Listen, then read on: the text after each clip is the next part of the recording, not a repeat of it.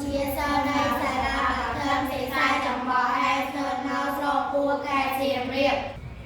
ជំរាបសួរលោកគ្រូអ្នកគ្រូខ្ញុំបាទឈ្មោះថតដារាឥឡូវនេះដែរខ្ញុំនឹងធ្វើប្រធានបទទាក់ទងនឹងតំបន់ទេសចរណ៍ទី3កន្លែងនៅក្នុងខេត្តសៀមរាប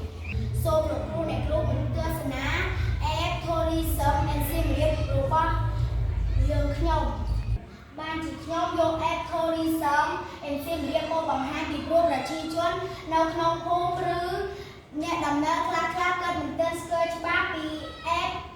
មិនទាន់ទេសចរណ៍នៅក្នុងខេត្តសៀមរាបនៅឡើយទេជំរាបសួរអ្នកគ្រូលោកគ្រូខ្ញុំបាទខ្ញុំខារាយុទ្ធ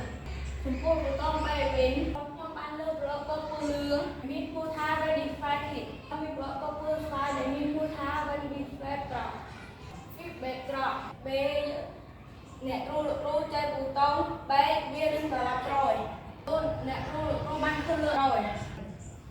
ជំរាបសួរលោកគ្រូអ្នកគ្រូខ្ញុំបាទខ្ញុំរងថាគូប៊ូតុងបែកវិញខ្ញុំជ្រើសរើសយកប្រឡប់ពណ៌ពណ៌លឿង Distract Click ហើយនៅប្រឡប់ពណ៌ពណ៌ស្វាយ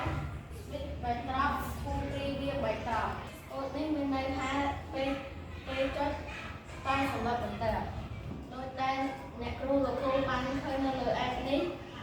មានចុចតោងមុខរហូតជំរាបសួរលោកគ្រូខ្ញុំបាទគ្រូពីនិស្សិតលោកកូន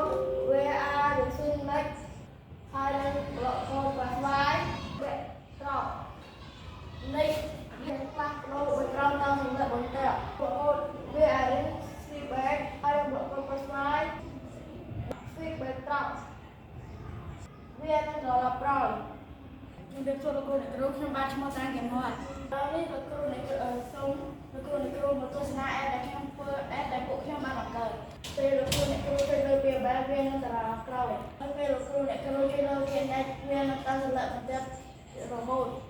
ជាចុងក្រោយខ្ញុំសូមអរគុណដល់លោកគ្រូអ្នកគ្រូដែលបានចំណាយពេលវេលាទស្សនាវីដេអូរបស់ខ្ញុំពីដើមរហូតដល់ចប់ខ្ញុំសង្ឃឹមថា app នេះនឹងជួយជាប្រយោជន៍ដល់សង្គម